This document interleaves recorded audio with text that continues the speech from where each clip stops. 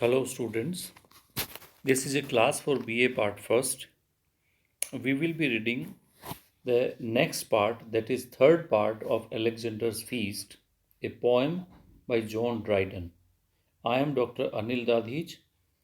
We have already talked about uh, Alexander's Feast. It has an alternative title, that is Power of Music. So this poem is dedicated to the power of music, and it was written to celebrate Saint Cecilia's Day. And the particular year in which Dryden wrote this poem was 1697. And the occasion of writing this poem, you already know. And what is the theme of the poem? The poet talks about Alexander the Great and his victory over Persia. And there he is enjoying this victory in a musical concert which is headed by a musician called Timotheus. And Timotheus is trying to arouse certain emotions, human emotions, in the listeners, especially the victor Alexander. We have already done the poem up to this part, and the emotions that the poet has aroused are that of celebration in praise of Bacchus, the god of wine, and then he becomes proud. The emotion of pride is there.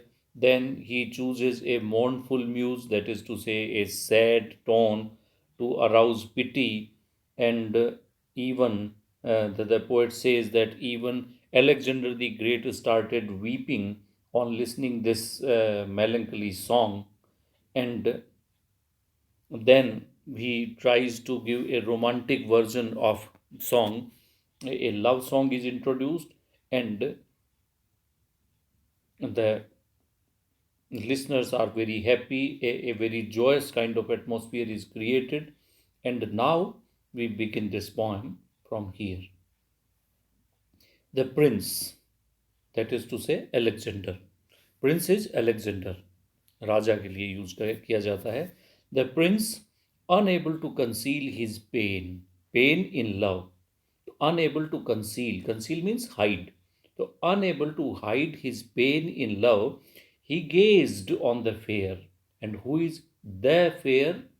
Fair के पीछे the article लगाने का मतलब the poet is trying to indicate the special person, and the special person is Thais, the beloved of Alexander.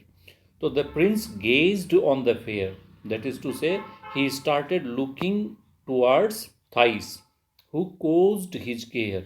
And she was the one who caused his care of love in this manner, and sighed and looked, sighed and looked, and sighed and looked, and sighed and looked. You see, it is repeated 3 4 times. That is, we already know that when a poet repeats any phrase or any line, it means that the poet wants to stress on it, he wants to emphasize the idea.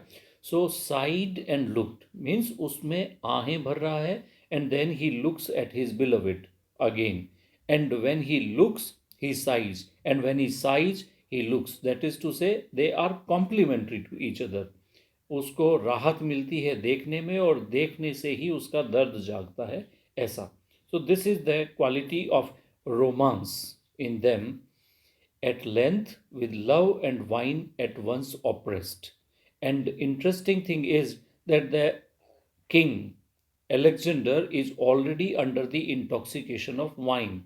He has drunk wine, and at length means in detail, yani he is more in love with the lady, and then he has drunk wine also. तो at once मतलब दोनों साथ साथ, the oppression of love and wine दोनों एक साथ हैं. The vanquished victor.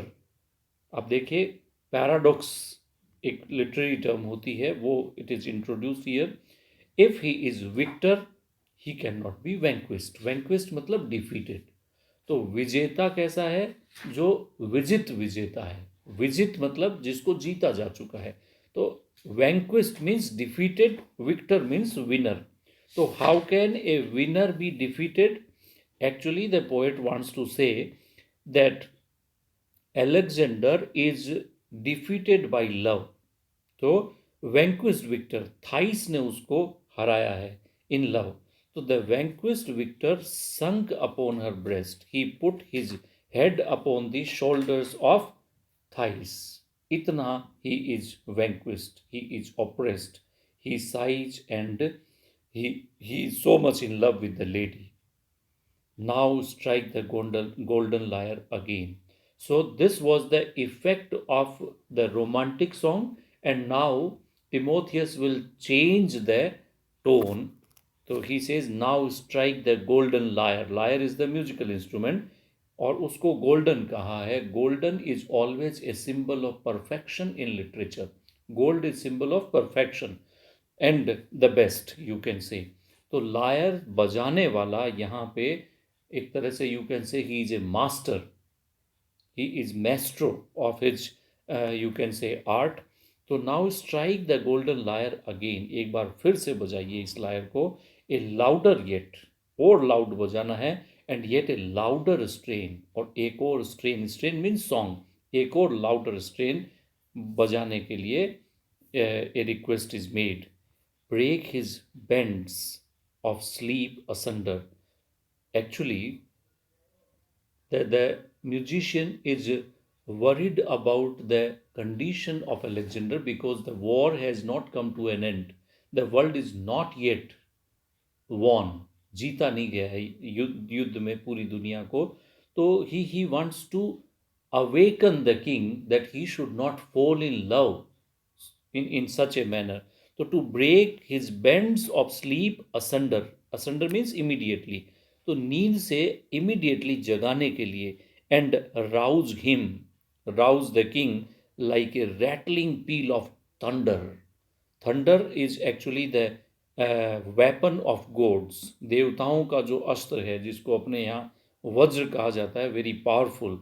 और वो जब उठाया जाता है तो बादलों की जो गड़गड़ाहट है, that is considered to be the echo of that thunder.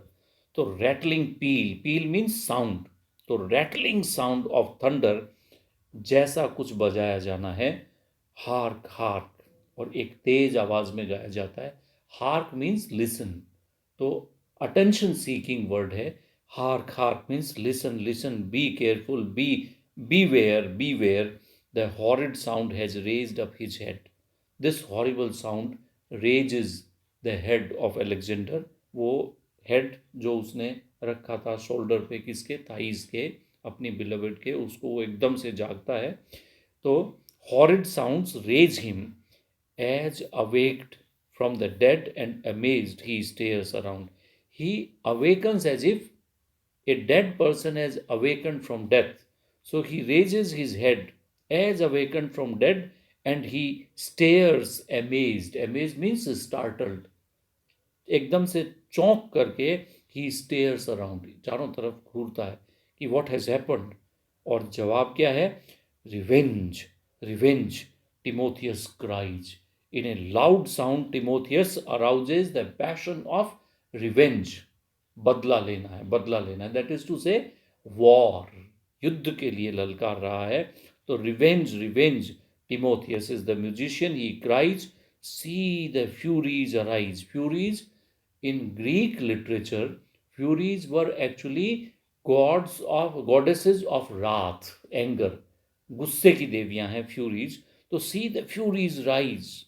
उस जमाने में ऐसा बिलीव किया जाता था कि देवता धरती पे प्रकट होते थे. तो Furies, the goddesses of anger, arise there. See the snakes that they rear, how they hiss in their hair. और फ्यूरीज कैसी गॉडेसेस थी? ऐसी जिनके बालों में स्नेक्स थे. तो snakes hiss in their hair and they arise. How they rear, कैसे वो उठ रहे हैं, सांप उसके बालों से उठ रहे हैं. You must be seeing such kind of images in the TV serials these days. So these are actually the images that they find in this this kind of poetry. So see the snakes that they rise, they rear. Rear means rise up. How they hiss and how these snakes hiss. Hiss is the sound of snakes. फुफकारने को बोलते हैं hiss. So how they hiss in their hair and the sparkles that flash from their eyes. Sparkle मतलब चकाचौंध, that flash जो चमकती हैं from their eyes, उनकी आंखों से. तो an image of these deities, goddesses, furies जिसका नाम है, उनका एक picturesque description the poet tries to give in these lines. Now we move forward. Behold. Behold means see. A ghastly bend. Ghastly means terrible, dreadful, भयानक. Bend. Bend means group. एक ऐसा भयानक group.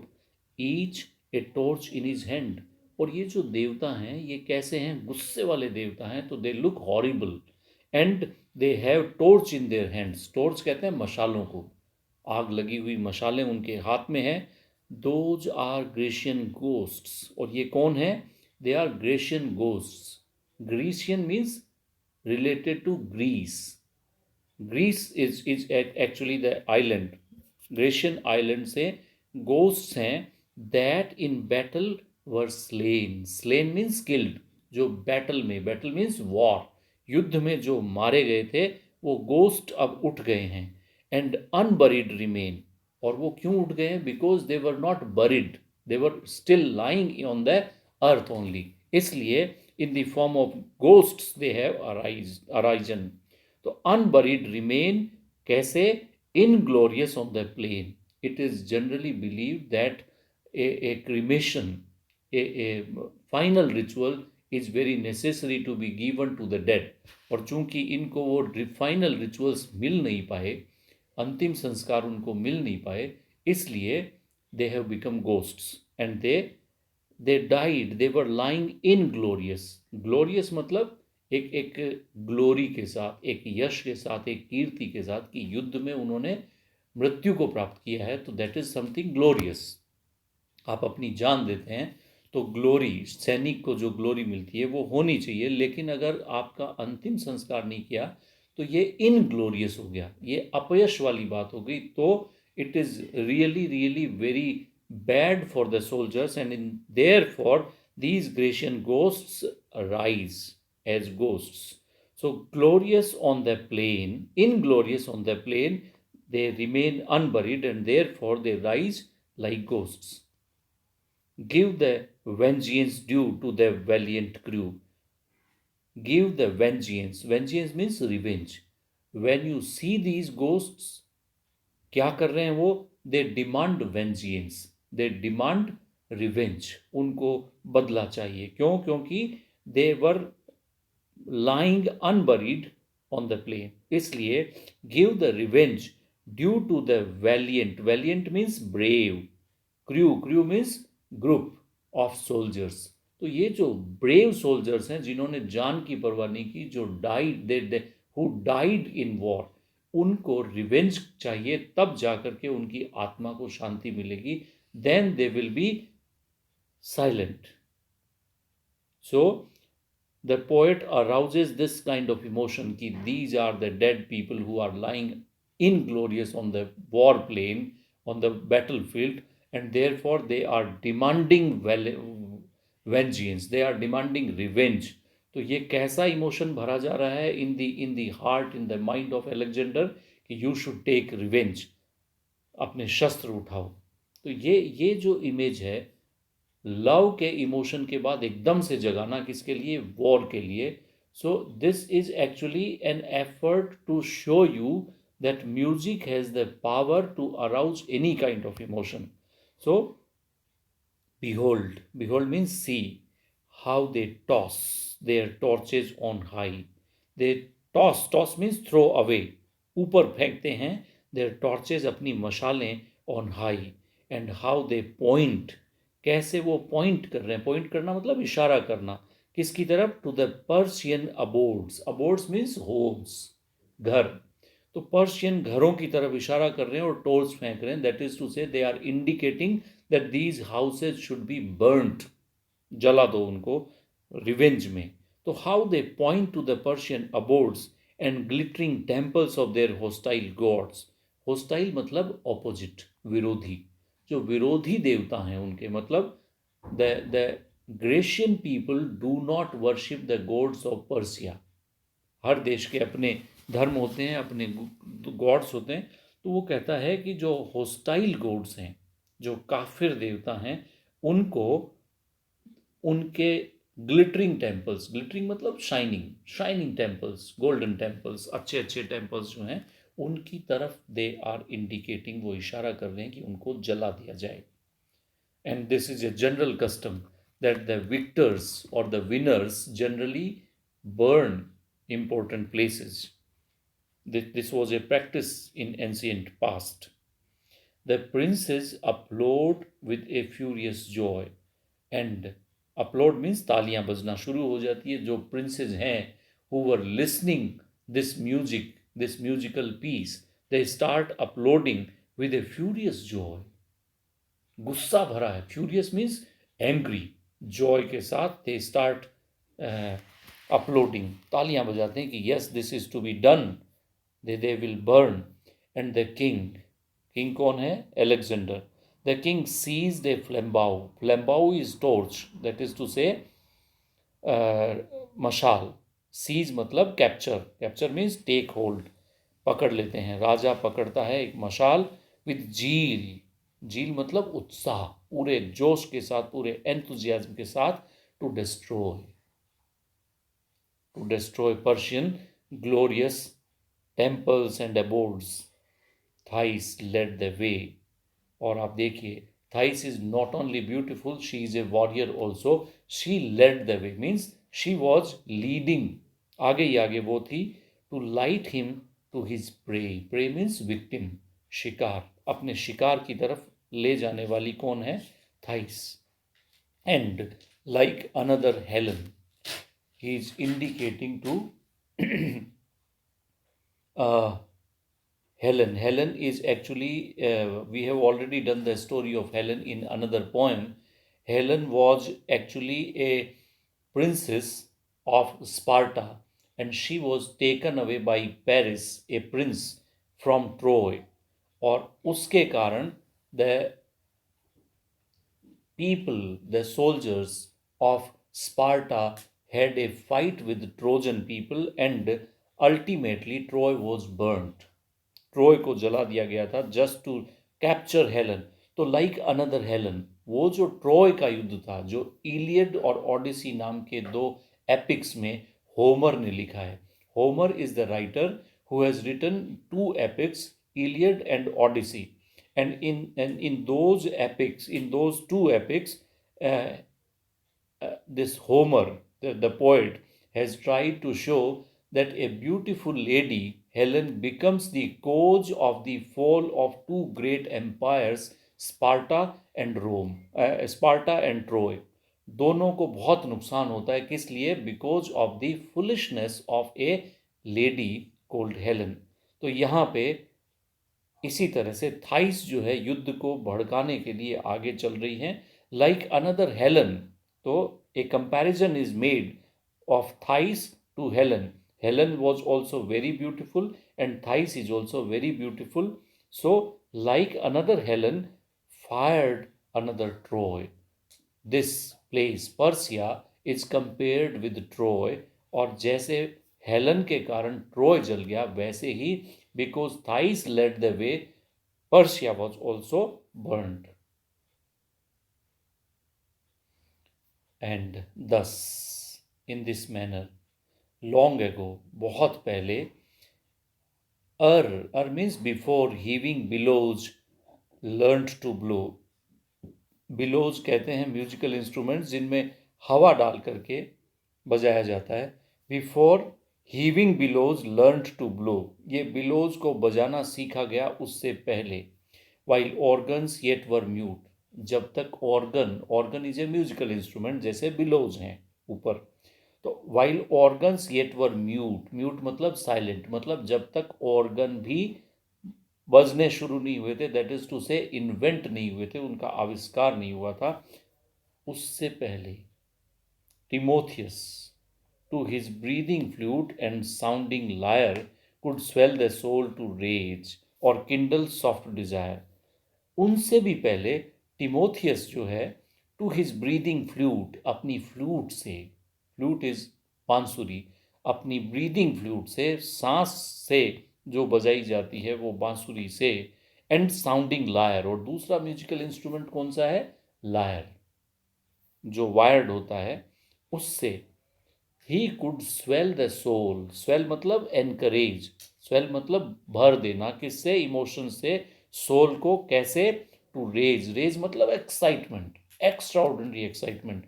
तो Timotheus could swell the soul, आपकी आत्मा में भर देता था, रेज मतलब एक्साइटमेंट, और he could kindle soft desire also, kindle मतलब प्रोड्यूस, जगा सकता था सॉफ्ट डिजायर्स भी, और रेज मतलब गुस्सा भी, एक्साइटमेंट भी। एट लास्ट, और इन सब के बाद डिवाइन सिसिलिया केम, लेकिन इनके बाद कौन आई, डिवाइन, डिवाइन कहते हैं एंजेलिक, देवी के रूप में, देवता के रूप में, सेंट के रूप में कौन आई, at last divine Cecilia came. और सिसिलिया कौन है, inventress of the vocal frame, vocal मुंह से बजाने वाला, फ्रेम का जो जो इन्वेंट्रेस है, इन्वेंट से बना इन्वेंट्रेस, इन्वेंटर से बना inventress, inventress is actually gender change of inventor. तो आविष्कार किया उसने वोकल फ्रेम का, और उसको अपन बोलते हैं ऑर्गन। तो उसने ऑर्गन नाम के एक म्यूजिकल इंस्ट्रूमेंट को बनाया, उसने इन्वेंट किया।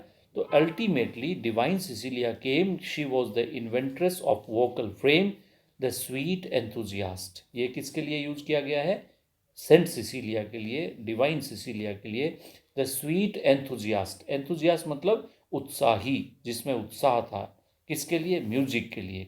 और कैसे म्यूजिक बजाती थी, sweet enthusiast from her sacred store, वो डिवोटी थी गॉड की, और उसके कारण उसका जो म्यूजिकल था वो कैसा था, सेक्रेड था, सेक्रेड मीन्स पवित्र। तो सेक्रेड स्टोर मीन्स भजन, उसने जैसे भजन तैयार किए, फ्रॉम हर सेक्रेड स्टोर, अपने गानों का जो वो स्टोर था, एंड लाज द फॉर्मर नैरो बाउंड्स, अब तक म्यूजिक की जो बाउंड्स थी, बाउंड्स मतलब बाउंड्रीज, सीमाएं, तो बाउंड्रीज कैसी थी, नैरो थी, थोड़ी थी, छोटी थी। तो she enlarge the former narrow boundaries, और उनमें क्या ऐड किया, she added length to solemn sounds. अब तक तो लव सॉन्ग्स थे, वॉर के सॉन्ग्स थे, बक्कस के सॉन्ग्स थे, दूसरे इमोशंस के सॉन्ग्स थे, अब तक सोलेमन साउंड नहीं आया था। सोलेमन मतलब serious kind of, religious kind of sounds. अब तक धार्मिक भाव उसमें, sacred kind of emotion was not introduced, तो वो अब आया है। तो added length to solemn sounds with nature's mother wit, और नेचुरल मदर विट के साथ, एंड आर्ट्स अननोन बिफोर, और ऐसी आर्ट जो पहले अननोन थी, जानी ही नहीं गई थी, मतलब people did not know that art पहले। Let old Timotheus yield the prize, अब तक सबसे बड़ा म्यूजिशियन कौन था, टिमोथियस, लेकिन अब द पोएट सेज कि ही शुड यील्ड, यील्ड मतलब सरेंडर, तो Timotheus should surrender the prize, और बोथ डिवाइड द क्राउन, या जो क्राउन है, म्यूजिक का जो क्राउन है, that should be divided between them, between them मतलब सेंट सिसिलिया के बीच में और टिमोथियस के बीच में, this crown should be divided. He raised a mortal to the skies, अब चमत्कार क्या हुआ है दोनों के बीच में, Y they should divide the crown of music, क्योंकि Timotheus raised a mortal, who is the mortal, Alexander, Alexander को उसने महसूस करवा दिया क्या, टू द स्काइज, आसमान पे पहुंचा दिया। He made him feel that he is son of God and he is divine, ऐसा उसको महसूस करवा दिया, किसको, एक मोर्टल को, जो धरती का था, मोर्टल मतलब नश्वर आदमी, जो धरती का था उसको देवता जैसा फील करवा दिया। तो he raised a mortal to the skies, matlab he made him feel like God, whereas she drew an angel down. और सेंट सिसिलिया ने क्या किया? She brought an angel down. What the story goes, actually, when Saint Cecilia played her organ, the musical instrument, what happened? Angels were passing through sky. आसमान में angels पास कर रहे थे, जा रहे थे. And when they heard the sound of organ on earth, they mistook the earth for heaven. उनको लगा कि यही स्वर्ग है. And they came down on earth. And then they realize कि oh, they have come on the earth because of the power of music. So this is the sacred power of music played by Saint Cecilia. So एक ने मनुष्य को देवता बना दिया और दूसरे ने देवताओं को मनुष्यता के तरफ ले आई. So they should share the crown. Otherwise, Timotheus can surrender the prize to Saint Cecilia. In this manner, the poem comes to an end, and the poet tries to communicate that the greatest kind of music, or the play of music, is that of organ. This is the greatest praise that could be given to music. So he becomes successful in giving you the idea of the power of music. Thank you very much. That's it. Our poetry section is complete. Now we will move forward. If you have any queries, if you have any doubts, you can talk to me, you can call me. Thank you very much.